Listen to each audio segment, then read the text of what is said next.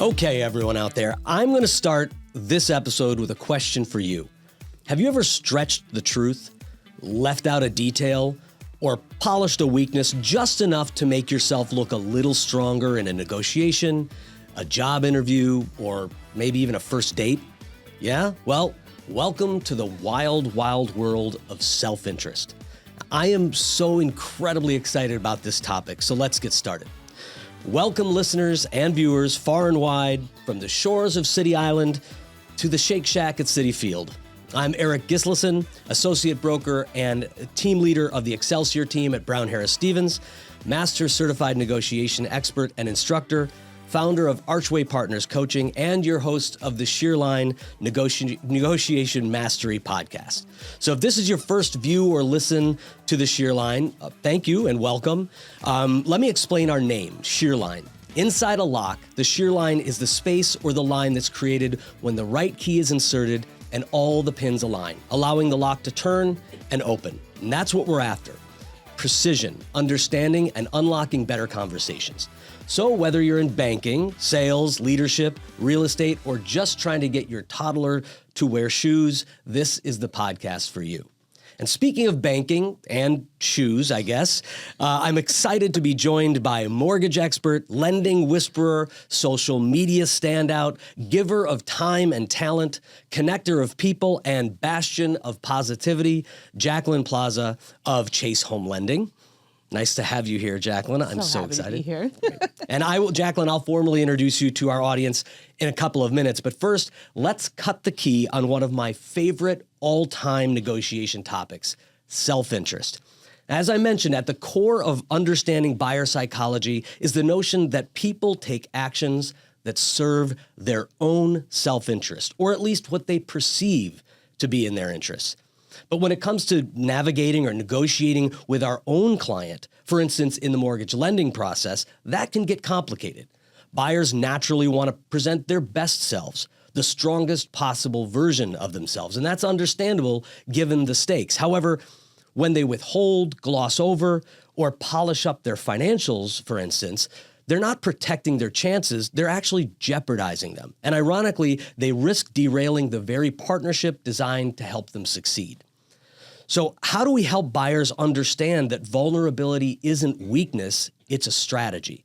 And how do professionals build the kind of credibility that makes clients want to bring us into the room, not shut us out of it? Now, to understand the conflict between impression and interest, let's dive into our brain for a moment. See, our brain is wired for management, not just honesty. The medial prefrontal cortex, the part of your brain responsible for self-referential thinking, lights up like the Rockefeller Christmas tree when we're deciding what to share and how others will perceive it. In other words, we don't just process facts, we process how those facts will make us look. This is called impression management, and it kicks in automatically when we feel judged, evaluated, or vulnerable, like sharing our full financial picture, for instance. So when buyers talk to a mortgage professional, that brain system goes into overdrive.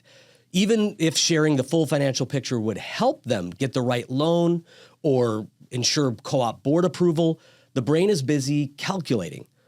Will this make me look irresponsible, risky, unqualified? So they start editing, omitting, polishing. Not out of deception, but out of self-preservation, which ironically can sabotage their actual self-interest. So let me introduce the incredible Jacqueline Plaza and bring her into this conversation. With 26 years at JP Morgan Chase, Jacqueline leads one of the top home lending teams in the entire country, based right here in Manhattan. She manages a high-performing group of seasoned professionals navigating one of the most competitive real estate markets in the United States. She's not just a respected leader and recruiter. She's deeply committed to building strong relationships with real estate agents, growing top-tier talent, and driving home ownership across diverse communities. Jacqueline is the 2025 president of the Manhattan chapter of NAHREP, the National Association of Hispanic Real Estate Professionals, and a passionate advocate for Hispanic and Latino home buyers. Outside the office, she's a lover of music, laughter, pop culture, and she's proudly fluent in the fine art of binge-watching great TV. She's a results-driven leader who brings both impact and energy. And probably with the remaining 5 or 6 minutes of your day, you stare lovingly at the moon and save puppies? Yeah, just about. Yeah. Well, welcome to Shear Line, Jacqueline. I'm so excited to have you here. Thank you. And I just wanted to personally congratulate you on once again winning Dad of the Year. Thank you. Thank you. 2024. Well, 2025 is not yet, the results are not yet in, but 2024, I did eke it out. And as I like to say, my wife and kids are the only ones who vote. So it's the losses that are a little bit more impactful than the wins. But they help you elevate for the next year, That's right? right. That's right. Okay. I'm always striving to become better. That's right. Well, all right. So let's get into our conversation. You are passionate about this topic as I am, and understanding how we can align with our client's self-interest is paramount, I'm sure, not only with your team, but with every client that you meet that comes in to Chase. So in your experience, how do buyers typically define their own self-interest at the beginning of the process with you? So when they're coming to a lender and they want a loan, that is their self-interest. They're looking to get approved for a particular dollar amount, and they're sharing information. They're willing to share information to that end. So for the most part, people are coming in. We want to buy a home. It's a predetermined self-interest there. Great. And how does their perception of their self-interest, if they're coming in and they have a perceived interest that may cause them to hide a little bit something here and there, how can that work against their ultimate goal if that's something that they do? So when you come to a lender and you want to buy a home, you are somewhat prepared to open the books, so to say. You are going to share your assets. Even if you haven't gone through this process before, an experienced mortgage provider, mortgage professional is going to say, hey, here's what I need to know. I need to know about your assets. I need to know about your income, your employment. I need to know about any liabilities that you have. And then let's get into details. So that can be really vulnerable for folks. And, if the individual isn't really grounded in the belief that the professional they're sitting across the table with or from is going to take this information, hold it in confidence, and use it in their best interests, then you start to edit what you were talking about before. How do I manage the perception? How do I control the distribution of this information so that I maintain some control in an environment where I don't feel like I have a whole lot of control? Right. And so what I have found is sometimes, not out of deception or anything like that, just out of wanting to maintain some control, some leverage, some space for self-negotiation and self-interest, sometimes a client won't tell us the whole picture about their assets because they don't want that information to be used against them as a means to upsell them. Yeah.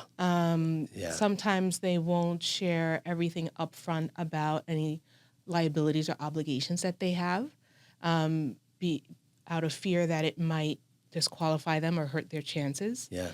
If they're changing employment, sometimes they don't tell us that right away. Yeah. We have had a few instances where people changed jobs just before they were cleared to close. Great. And that kicked off quite a party. Yeah, right. Or bought a boat or an RV or something. Yes, exactly. Right? Big purchases coming up, right? Big withdrawals coming out, expenses that they knew that were coming down the line, but didn't want to share with us because they may not have thought it mattered or did not feel that it was something that they were prepared to share. So by and large, most folks, more than 90%, they're doing their best. They're sharing as much as they can. Yeah. Very few will withhold information intentionally. That in-between group are the ones that aren't comfortable yet, aren't willing to get that vulnerable yet. Well, and I love that you brought up this, the fact of how trust in our relationships with our clients is at the top of everything that we do, right? I mean, if somebody is perceiving that you will use information that they give you against them, clearly we have to say time out, stop, because there is a trust gap. There's a trust issue that maybe has not evolved, but just has not been cleared away with that client. And I'm sure, as we all do in New York City real estate, we deal with people that are in control in many roles that they have in their life, whether it's their role in work or their role on a foundation or their role in their volunteer world. They are elevated to these high positions where they are typically in control. Mm-hmm. And so when they come into a situation where it requires them to have some vulnerability, it makes sense that unless the trust is there, there's going to be a potential where they might say, maybe I'll just hold this back a little bit, because to your point, maybe this won't have an impact. Maybe there's really nothing wrong with me doing this. And if I just kind of let it slide under the table, and we do this in our everyday lives all the time, right? If I just let it go, maybe it'll end up being a lot of nothing. And we hope against hope kind of. Yep. And sometimes it's, let me just keep this in my back pocket. I'll bring it up if it seems like I need to. That's right. Yeah. Well, speaking of back pocket, let's back pocket a break. I don't know. There was a terrible, I don't know where I was going with that, but let's take a break and we'll be back right after this. Hey, it's Stephen Bailey from Roadway Moving and Storage. As an official moving partner of Brown Harris Stevens, we know that your clients deserve more than just a move. At Roadway Moving and Storage, we turn moving into an experience they will love. From specialized services to a white glove treatment, we've got it all covered. When you choose Roadway, you're choosing a peace of mind for your clients. Plus, our referral program is the most rewarding in the industry. Want to learn more? Shoot me an email at steven@roadwaymoving.com or visit roadwaymoving.com. Do you have a big move coming up? I'm Scott Nadler with Cross Country Mortgage, and I've got the loan to match your dream home. Whether it's your first or your fifth, I'll make the process quick and easy. Call me today. Let's make it happen. All right, we are back with Jacqueline Plaza from Chase Home Lending. We were talking about trust, talking about vulnerability.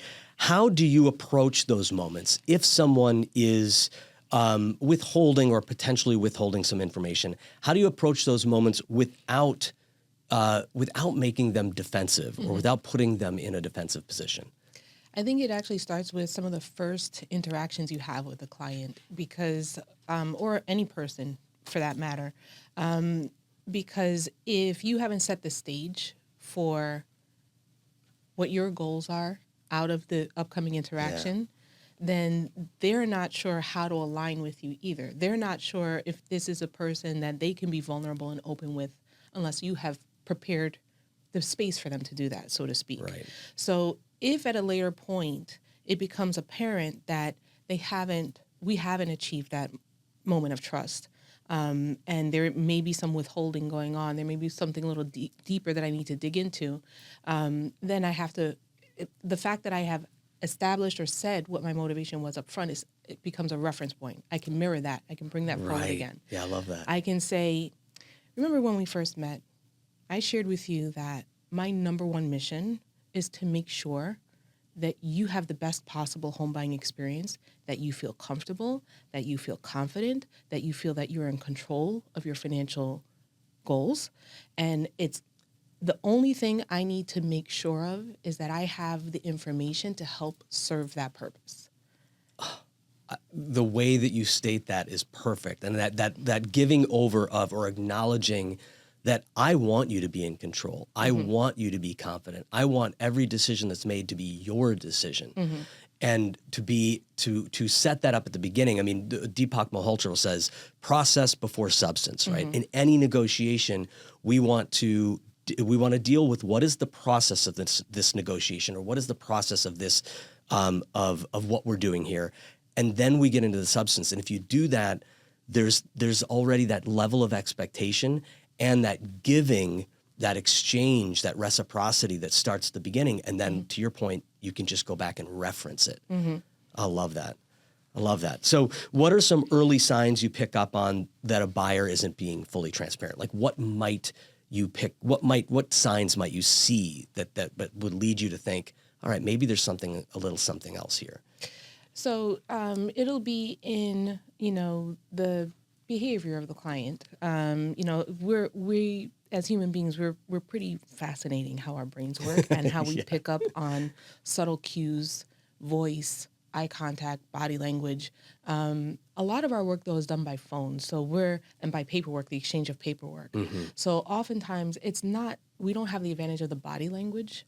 What we do have the advantage of is the paperwork. Yeah. And so, if there's a liability or there's an asset that hasn't been brought forward in conversation, when we're going through the tax returns, we're going through the bank statements that they have provided, we're going through the transactions, we'll see something like, we see a monthly payment for the same dollar amount going to the same institution. What's that? Yeah. Say more about that thing. What is that? Yeah. So, that would be, those are the clues and the cues that we follow.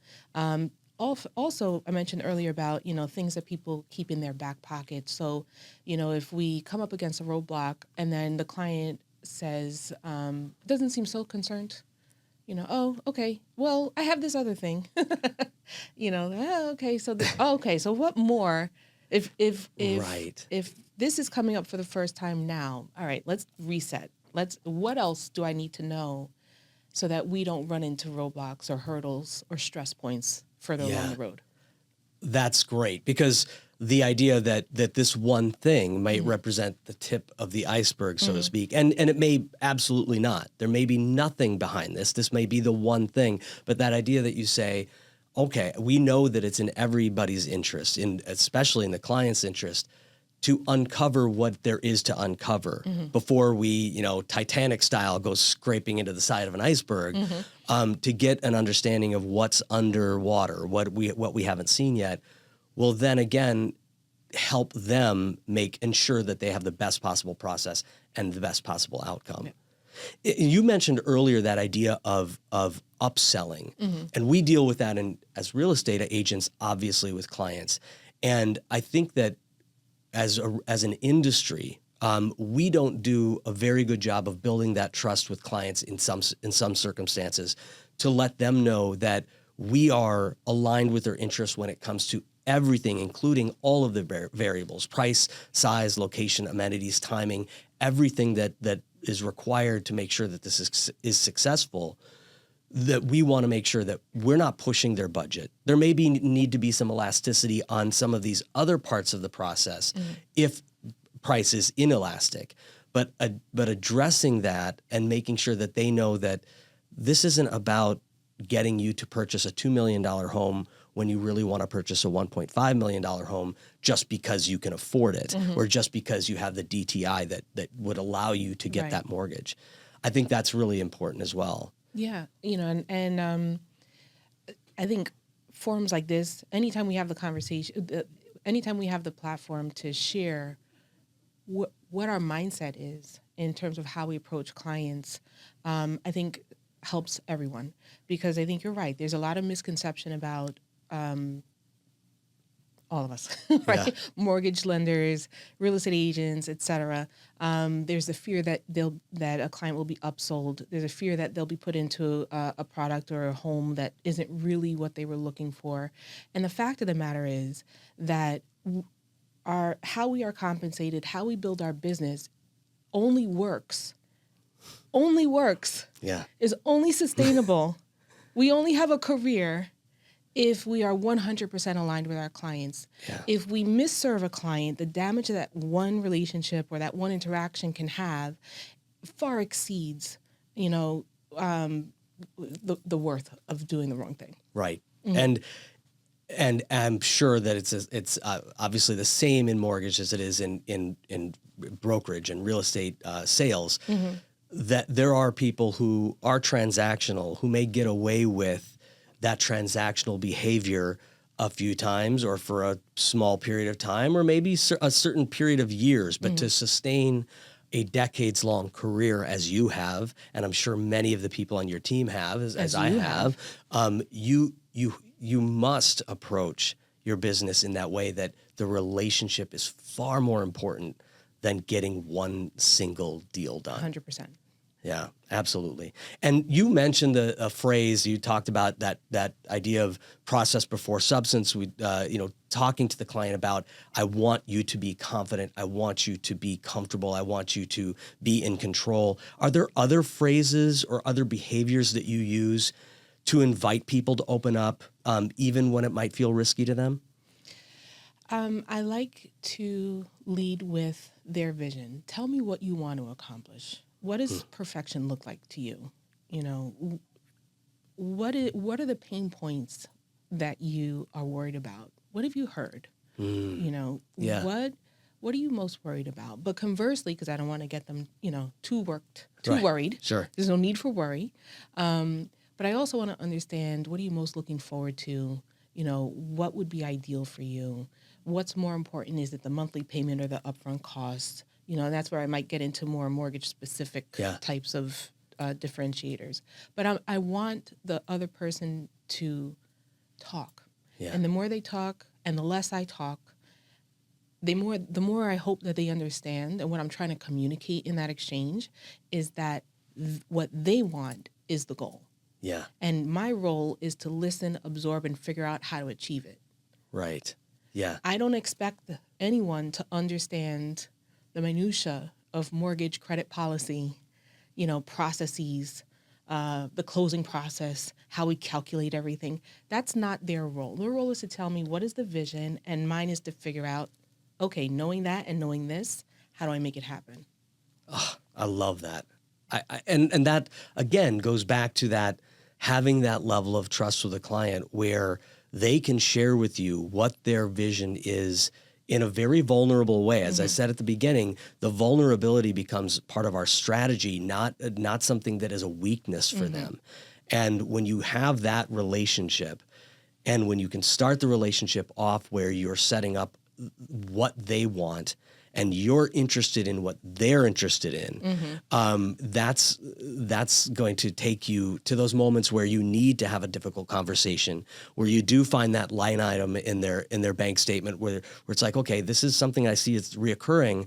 Let's have a conversation about this. When you do all of that work up front, those moments and that phone call become conversational.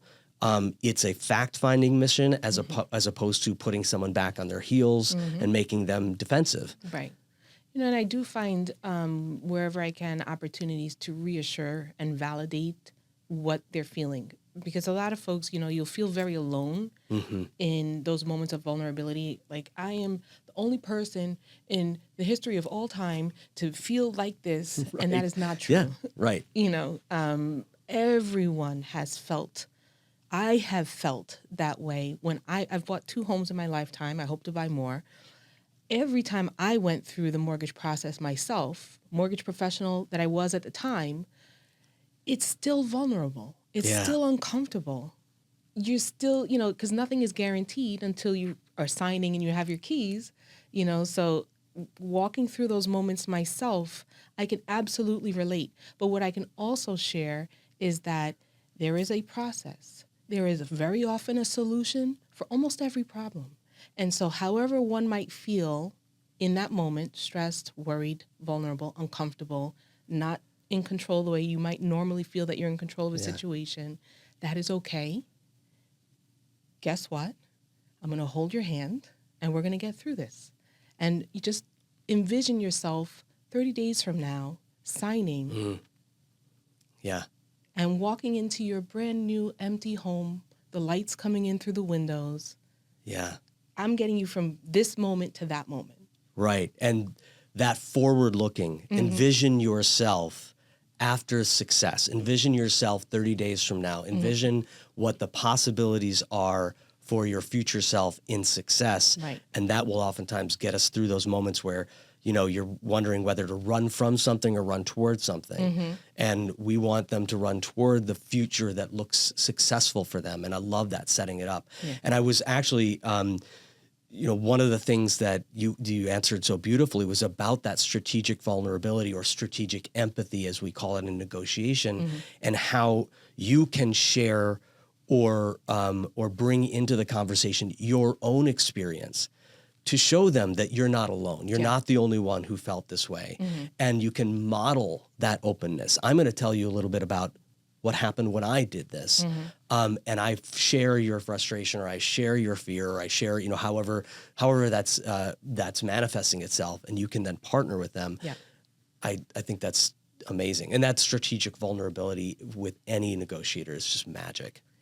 I just think it's important that, because I'm not transactional, I am relationship driven, right? So I feel uncomfortable when someone else is uncomfortable. Although I know I'm going to get through this moment and I know the process of how to get things done, etc., I can feel how they feel to a degree. And I'm like, listen, and I've become a hugger the older I've gotten. So I'm like, listen, when I say I'm going to hold your hand, sometimes I do hold hands. Sometimes I do give a hug. Sometimes there's tears shed, but that's okay. We're human. I want to be human. I want to elevate that humanity. I want to help people. Wonderful. Well, let's wrap our arms around a break and we'll be right back. Hi, I'm Evan Greenberg with Langdon Title. I specialize in title insurance across New York, helping real estate attorneys, agents, and brokers close with confidence. I solve problems fast and keep your deals moving. Contact me anytime. Ultimate Diamond is New York City's most established family-owned jeweler. With over 65 years of experience, Ultimate is renowned for its exceptional, custom-crafted diamond jewelry, its bespoke engagement ring designs, and its ability to source rare, distinguished timepieces. Ultimate has built a legacy of timeless craftsmanship and discretion, making it a trusted name among those who value refined luxury. Learn more at ultimatediamond.com. Welcome back. To continue our conversation, and it's fascinating how parallel our conversations and our interactions with our clients are if you understand how that empathy and how power plays into every negotiation and every situation, and how partnering with your client to share in that power with them can be so impactful.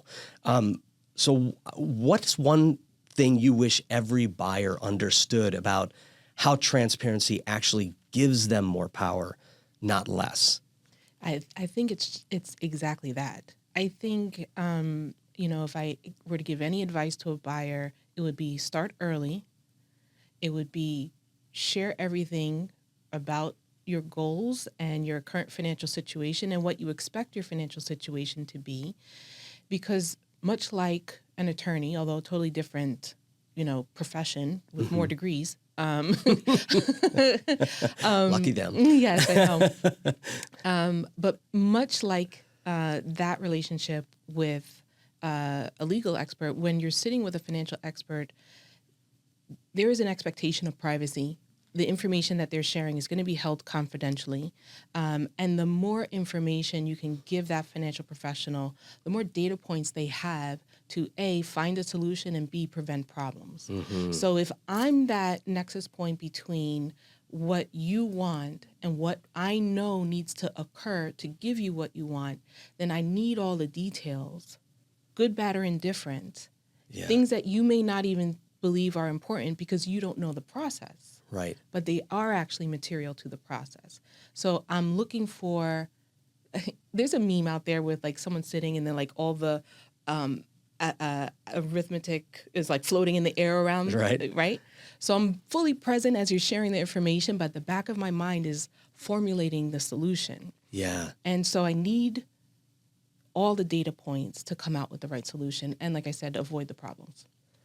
Yeah, and that sometimes the information, we talked about withholding information or being concerned that the information that they give might make them look a certain way, and that might be a reason to withhold. But sometimes it is just, unless you allow them to think about it or to give them the space to think about all of the things that they might want to tell you, sometimes they're just things that are missed because they're not looking at them as elements of the equation or as factors in the ultimate equation where that if nothing else, it's good to know them. They may play a very small role in the ultimate answer to the equation that you're bringing up in all the mathematics in your head. And sometimes too, to your point, it may or may not be material to getting the loan approved or material to getting the loan closed on time, or may not affect the transaction, but it may absolutely affect how they feel about going through the process.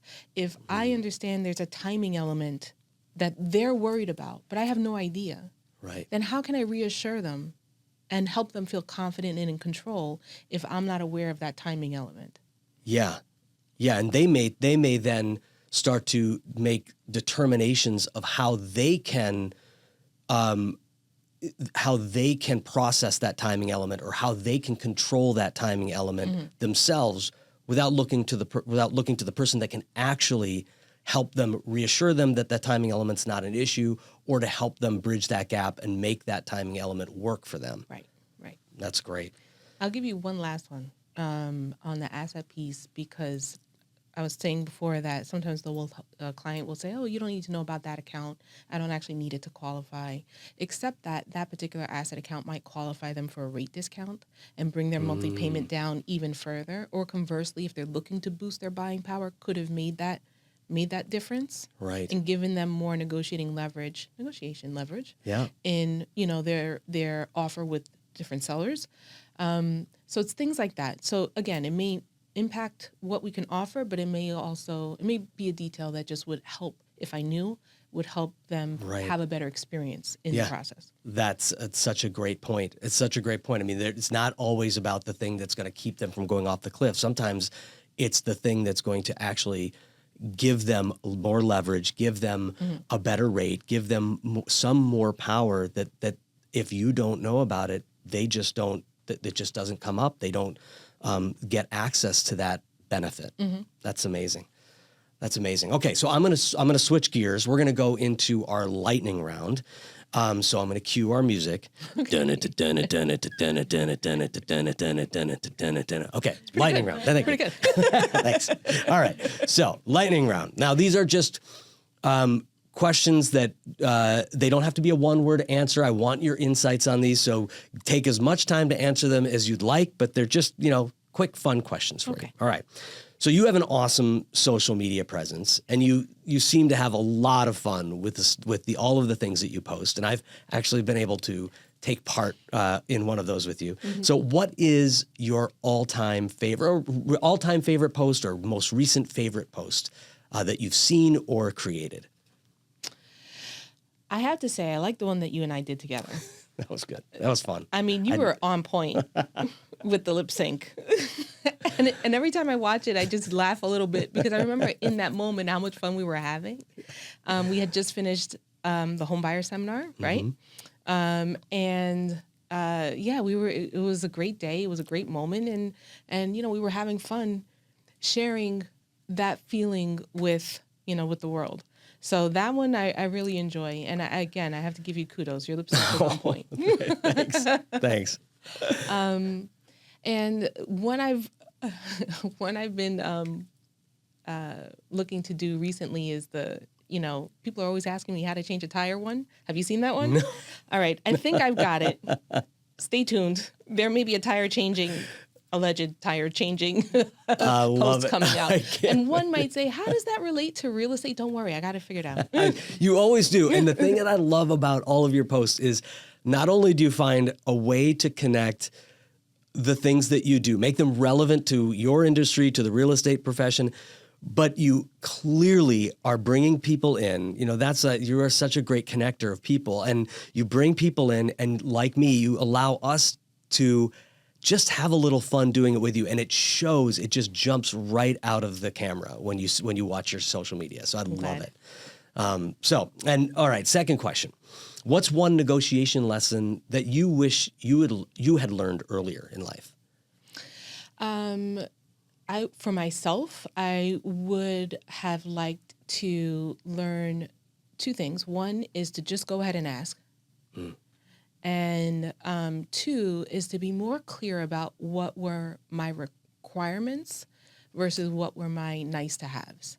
Like must have versus nice to have. Right. Because when I'm super clear, what I found is in those situations where I am super clear on what I must have and what would be nice to have, then my leverage, my negotiation, my success in that exchange goes up exponentially. Yeah. And also I'm not wasting anybody's time, my own or the other person's, because if I know it's not going to work and that's my must have, thank you, we'll part as friends. That's okay. I still like you. Yeah. We just didn't get to do a deal or get whatever it was. Yeah. But going ahead and asking and understanding what I must get out of the exchange versus what would be nice as a bonus that's where the nice to haves give you like some playroom That's with right. the other person. That's right. Yeah. When we say it's something that I would prefer to have, it seems as though there's some negotiation wiggle room around this. There's a zone of possible agreement around me getting that thing.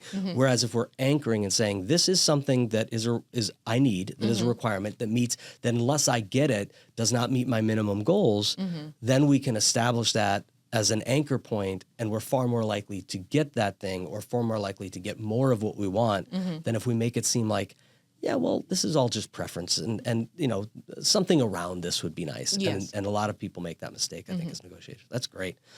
All right, so what is your go-to move when it's 6 p.m., you're leaving the office, and you haven't made dinner plans? So you mean a regular day? Yeah. Maybe it's 7 p.m. though, right? Yeah.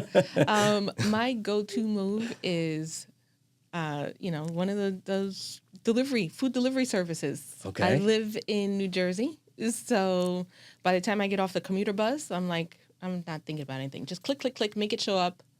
By the time it arrives, I'm in my pajamas on the sofa, I love it. ready to watch my TV shows. Okay. Well, that's a great transition into my last question for you on the lightning round here.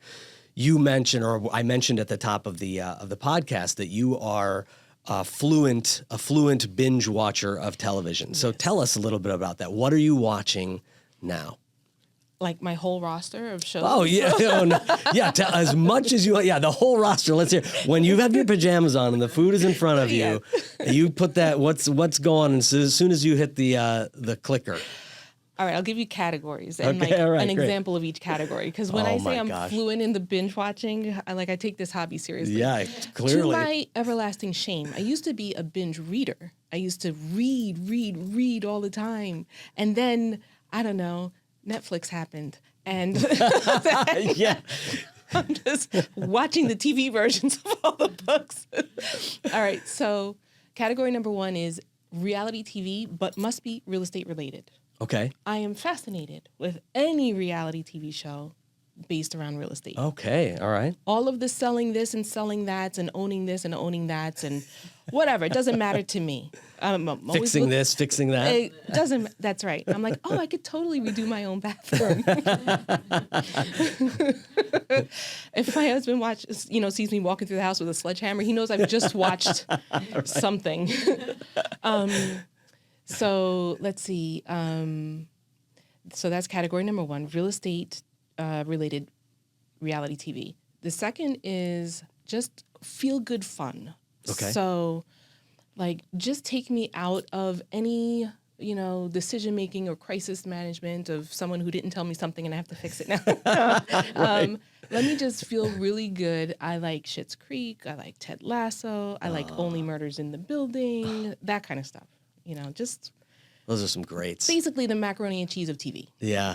Yeah. The macaroni and cheese of TV. That's awesome. And then, if I want to get my heart rate going, I'll watch some sort of shoot 'em up, bang 'em up thriller type thing. So Lioness with Zoe Saldana. Okay. That was great. Yeah. Love I don't that. know it. Oh yeah, I think it's a few years ago. I think there might be another season. Anyway, perfect for binging because the seasons are right there at your fingertips. What else did I watch? Oh, Handmaid's Tale. It's a nail biter. For me, anyway. Some people. Do you get upset when you've come to the end of a season or of a show that is closed out and there's no more seasons? Do you get upset like, oh gosh, now is there a letdown there? If they've done the closeout of the show well, like Ted Lasso, like Schitt's Creek, then I'm like, aw, that was a time. A time was had, you know, and then I can go back and watch it again, and it's okay. I'm okay that series has ended because they did it so well. Right. Right. The arc has completed. We're good. But if the arc is not complete, and I know that there's another season coming, then when the current season ends and there's no more binging to be had, I'm very upset. I need more right now. So that's how I feel about Handmaid's Tale at the moment, because now I have to wait week by week to see the next Oh, episode. yeah. And this past Tuesday, I was That's the highly worst. upset because they weren't releasing the next episode on a Tuesday. I have to wait another week. But it was a surprise. I was already in my pajamas. I already had the food, and it wasn't there. I had to wait- That's had to such wait a one- disappointment. I Yeah. was so upset. Yeah. Well, look, Jacqueline, I am so thrilled that you came, not only to join me on Shear Line, but on this specific topic. So the last question I have for you is, how can people find you? If they want to connect with you, reach you, how do they do it? So you can find me on LinkedIn, Jacqueline Plaza. You can find me on Instagram, The Real Chase Plaza. See what I did there? And you can also call me, 917-921-6083. Thank you so much, Jacqueline. And we're going to take a break, and I'm going to come back with my final thoughts. This beautiful set here at Studio 1873 is brought to you by the Everset. The Everset provides full-service staging and furniture rental solutions in the New York area. We work with Brown Harris Stevens and many other top real estate firms, staging their homes to sell quickly and at the highest price possible. Our staging is affordable without sacrificing quality or design. For more information, please visit us at staging.theeverset.com or email us at staging@theeverset.com to request a free proposal. What do you really need to know about buying or selling a home? First, it's serious business. And it's complicated. There's a lot of money on the table, and emotion too. You need an agent who knows the ropes. So, whether you're buying or selling your home, work with professionals who have a mastery of the craft. Well, welcome back, and it's time for my final thoughts on this of one of my favorite topics, as I mentioned, in negotiation, self-interest. So as a final thought, I'd like to share 3 things to watch out for when it comes to the self-interest principle in negotiation. Number 1, people don't always act in their self-interest. They act in their perceived self-interest. Now, this is key. People make decisions based on what feels safe or beneficial, not always what is. That means fear, ego, and assumptions can drive behavior, as Jacqueline mentioned in our interview, like hiding financial information from a lender or refusing a great offer because you feel insulted. Watch out for emotional reactions, defensiveness, or vague justifications. These often reveal perceived threats to self-interest, not actual ones. Number 2, when clients protect, they withhold. Self-protection shows up as information control. I'll share what helps me, and I'll hide what might hurt me. But if they're only giving us the curated version of the truth, we're negotiating in the shadows. So watch out for polished language, dodged questions, or selective transparency. These are signs that they don't yet trust that sharing is in their best interests. And 3, influence happens when we align with our client's self-interest. And we talked a lot about this. If you want to persuade someone, show them how the outcome serves their goals, not yours. Influence is not about pressure, it's about clarity. People take action when they clearly see how that action benefits them. So use strategic questions that connect the dots for them. For instance, if you hold that back, how does that affect the level of risk that you're taking on? Or how might that choice affect your chances of getting approved? Or what would give you the confidence to be completely upfront right now? So thank you, everyone. As a reminder, you can support this show by following, subscribing, rating, and reviewing the podcast on YouTube, Spotify, Apple Podcasts, or wherever you get your podcasts.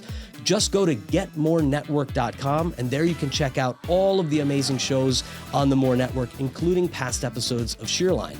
You can find me all over Instagram at archway.partners, as well as on YouTube and Facebook at Eirik the Expert. You can contact the Excelsior team by going to bhsusa.com, and you can connect with my company, Archway Partners Coaching, by visiting archwaypartnersinc.com. There you can find information about one-on-one coaching, group coaching, our new Mighty Network community, and the incredible courses we are developing and offering. So remember, there is a key for every lock, but it's the right combination of grooves, cuts, and teeth that lift the pins and create the shear line. Until next time, keep turning curiosity into connection, mystery into mastery, and keep unlocking what's possible. Thank you, everybody.